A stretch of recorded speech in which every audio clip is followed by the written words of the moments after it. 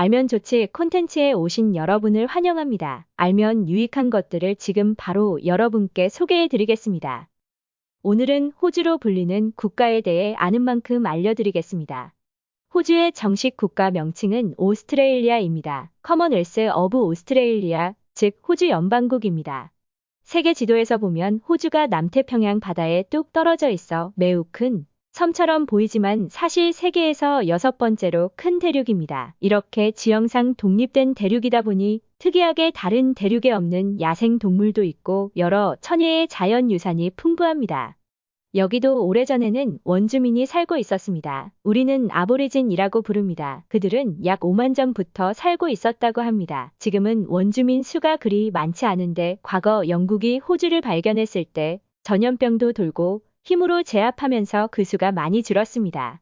호주는 1688년 영국 해적인 윌리엄 댐피어가 처음 발견했을 때는 땅만 큰 쓸모없는 불모지로 생각하고 무시했다고 합니다. 그렇지만 1770년 영국 해군 제임스 쿡이 현재 시드니 보타니 베이에 도착하면서 드디어 잠자던 대륙이 알려지게 되었습니다. 그리고 원주민이 살고 있었지만 텅 빈 땅이라고 본국에 보고했다고 합니다.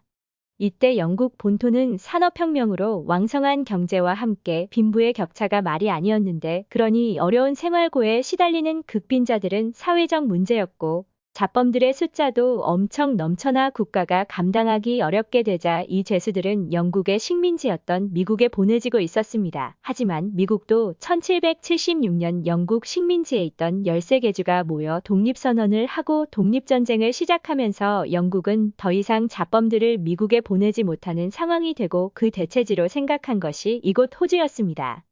1788년부터는 현재의 시드니 인근 지역에 영국으로부터 8개월간의 긴 항해를 거쳐 죄수들이 보내졌습니다. 죄수 이외의 일반인들도 많이 이주했다고 합니다. 그런데 1850년 호주 전역에서 금광이 발견되자 이 소식이 세계 각국에 알려지고 많은 사람들이 너도나도 금을 찾아 호주로 자연 이주를 하게 되었습니다. 그로 인해 인구가 단기간에 폭발적으로 증가했습니다. 1850년에 겨우 40만 명 정도였던 인구가 1880년에 230만 명이 되었으니 1899년에는 영국으로부터 독립하려는 움직임이 시작되었습니다. 물론 이런 데에는 계기가 있었기는 합니다. 영국이 세금을 너무 과하게 거두다 보니 폭동이 일어나고 한바탕 난리가 났었습니다. 그래서 이 계기로 호주에 살고 있던 사람들은 호주 연방 가입을 결정하는 국민투표를 실시하고 1990년 9월 17일 헌법 선포를 통해 더 이상 영국의 식민지가 아닌 영국이 승인한 영국 연방의 하나인 호주로 공식 출범을 하게 됩니다. 이때가 1901년 1월 1일입니다. 지금 현재는 세계적으로도 성공한 대표적인 이민국가이지만 당시 영연방 호주가 된 1901년 무렵에는 온통 영국계 백인들의 나라였습니다. 골드러시 때문에 값싼 노동자를 필요로 해서 중국인들이 많이 있었지만 더 이상 유색인종의 유입을 막는 백인만의 호주를 내세우자는 이민정책, 이민제한법이 요구되면서 백호주의가 시작되었습니다. 이때 호주의 터줏대감인 원주민들도 백호주의에 의해 함께 말살되었습니다. 오래전 영국이 호주를 개척할 당시 7년간 원주민과 검은 전쟁을 치렀는데 그때 원주민은 이미 대다수가 사라졌는데도 남아있는 소수의 원주민을 노예처럼 취급하고 원주민에 대한 소멸 정책으로 그들은 더 사회적 차별을 받았습니다. 많이 나아지긴 했지만 알기로는 현재까지도 차별이 있습니다.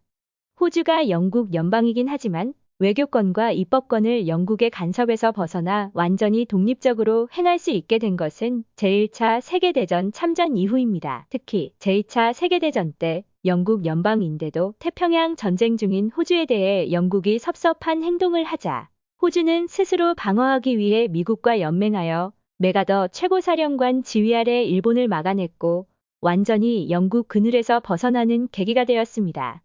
호주는 제2차 세계대전이 끝나고 안보와 경제 성장을 위해 많은 노동자들을 필요했는데 이때 호주 정부는 영국과 아일랜드인들에게 이민을 위한 낮은 문턱을 만들어주어 이로 인해 백호주의가 더 심화되는 현상을 가져오기도 했습니다.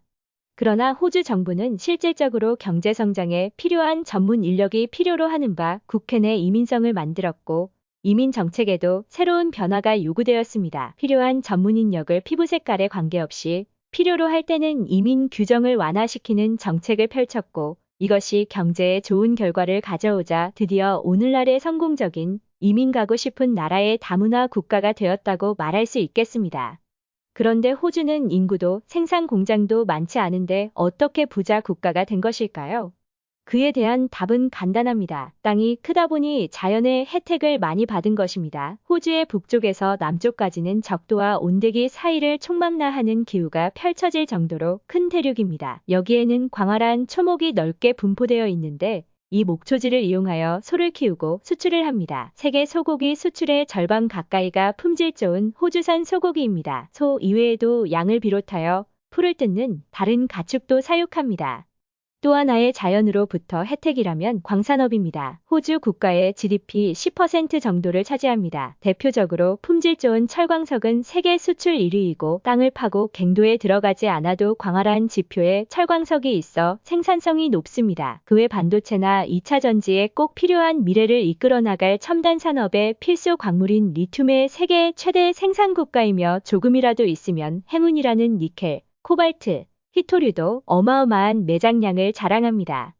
마지막으로 관광산업입니다. 거의 모든 도시들이 해변가에 위치하고 있어 집에서 조금만 나가면 바다를 볼 수 있어 해양 스포츠가 잘 발달되어 있고 주변에 잘 보존된 많은 국립공원은 자연 생태계를 체험할 수 있어 관광산업이 발달되었습니다. 그래서인지 넓은 땅, 풍부한 자원, 깨끗한 자연으로 인해 세계 행복 지수에서도 상위에 속합니다. 무료 의료 혜택과 복지 정책이 잘 되어 있기도 해서 이민을 생각하신다면 추천드리고 싶은 나라입니다.